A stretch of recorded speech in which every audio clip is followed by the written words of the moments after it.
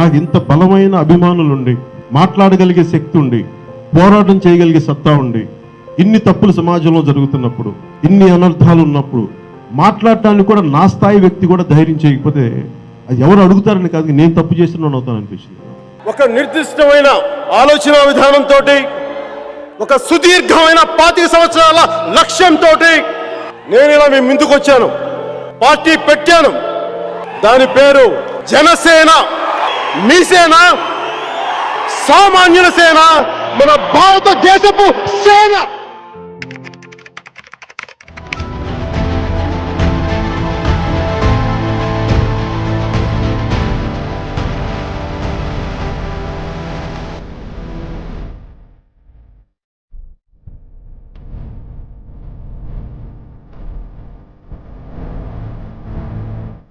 YCP లాంటి ఒక గుండా పార్టీని ఎదుర్కొని వచ్చిన వాడిని మీరు నన్ను బెదిరించగలరా? మీరు ఆలోచించండి.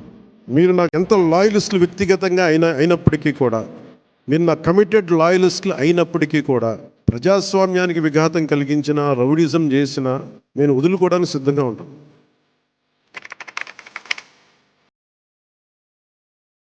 భీమరావు గొడవైంది 5 సంవత్సరాల క్రితం, ఇందిరా పార్క్ నేను మాట్లాడింది.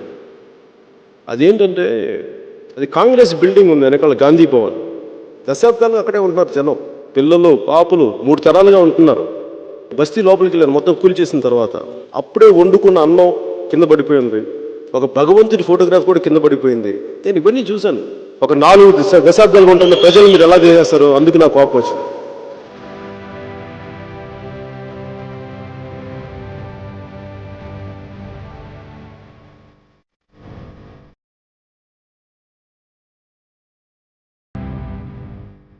ముప్పై 7 సంవత్సరాలు చేసుకుంటా ఉన్నారు. కిరాణా కొట్టు పోయింది, అమ్మ పొలంకి పోయింది, పొలం నుంచి రాగానే మొత్తం ధ్వంసం చేశారు. చెల్లి బడికి పోయింది, పొలానికి పోయింది, ధ్వంసం చేశారు. హైదరాబాద్ లో ఇదే వైఎస్ఆర్ ఫ్యామిలీ నడిపితే అక్కడ భీమరావు, బాబాసాహెబ్ అంబేద్కర్ భీమరావు బస్తీని కూలగొడితేనే ఫస్ట్ మాట్లాడాం. వైసీపీ గుండాలు చెప్తున్నా మా మట్టిని కూల్చారు, మా ఇల్లు కూల్చారు, మీ కూల్చివేత తథ్యం గుర్తుపెట్టుకోండి.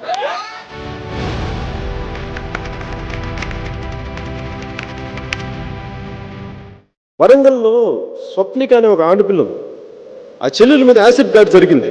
యాసిడ్ దాడి జరిగితే నేను వెళ్ళాను. వెళ్తే పాపం అమ్మాయి మొత్తం వాసిపోయింది, మొత్తం తాగలేకపోతుంది, నోటి మాట రావట్లా.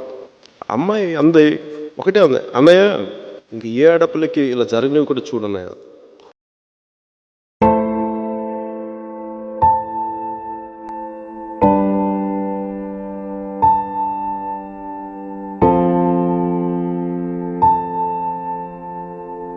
ఒక ఆడబిడ్డ, ఒక తల్లి వచ్చి, అన్న నా బిడ్డ 9 నెలల నుంచి కనిపించట్లేదు, 2 రోజులు దాటితేనే ఇంక దొరకదని చెప్తారు, మర్చిపోండి మీ బిడ్డని చెప్తారు ఉన్నత పోలీసు అధికారులు. అలాంటిది 9 నెలలు అయిపోతే దొరుకుతా లేదా అనేది నా గుండె ఇలా కొట్టుకుంది. ఆ తల్లి ఏడుపు గుండె వేదన పెట్టేస్తుంది. వెంటనే మన కేకే గారిని అడిగారు. మీరు వెళ్ళి వెంటనే తీసుకెళ్ళి విజయవాడ మాచవరం శ్రీ గారి దగ్గరికి వెళ్ళి మాట్లాడండి అంటే కమిషనర్ గారితో మాట్లాడాను. 9 నెలలు దొరకని బిడ్డ 9 రోజుల్లో దొరికింది.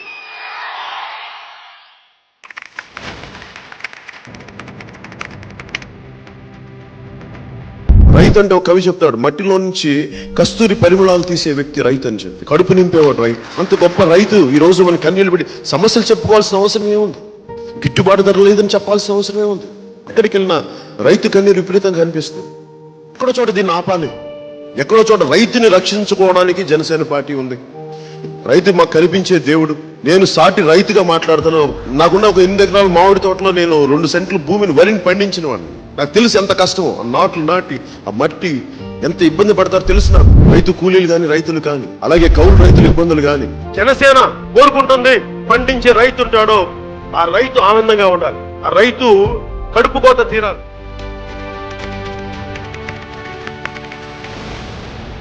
బేసిక్గా మన రోడ్లు, మన నీటి సౌకర్యం కానీ, లేదంటే ఏదైనా సమస్య ఉంది, పొల్యూషన్ ఏదైనా ఉంది, అక్కడ గ్రామసభ జరగాలి. అసలు పంచాయతీ నిధుల్ని పంచాయతీలకే వచ్చేలా, మీ చెక్ పవర్ దుర్వినియోగం కాకుండా కేంద్రం నిర్దేశించిన బ్యాంకు ఖాతాల్లో డైరెక్ట్గా సర్పంచ్కే రావు.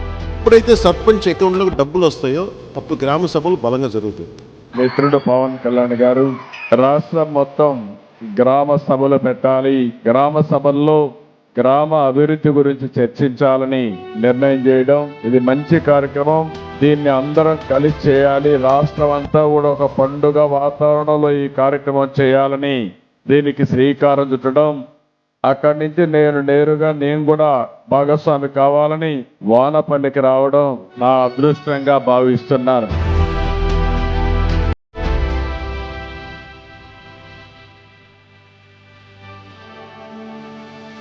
సర్పంచ్ తలుచుకుంటే దేశాన్ని కదిలించగలిగే శక్తి ఉందని మన గ్రామాలు చూపించాయి. అలాంటి 13,326 పంచాయతీలు కనుక బలపడితే, బలోపేతం అయితే, నిజంగా అభివృద్ధి దిశ వైపు వెళ్తే, మనందరం ఐక్యతగా ఉంటే ఆంధ్రప్రదేశ్కి ఎన్ని లక్షల కోట్లు వీళ్ళు అప్పు చేసినా అప్పులు తీర్చేయగలం. మనకు అంత శక్తి సమర్థత మనకు ఉంది.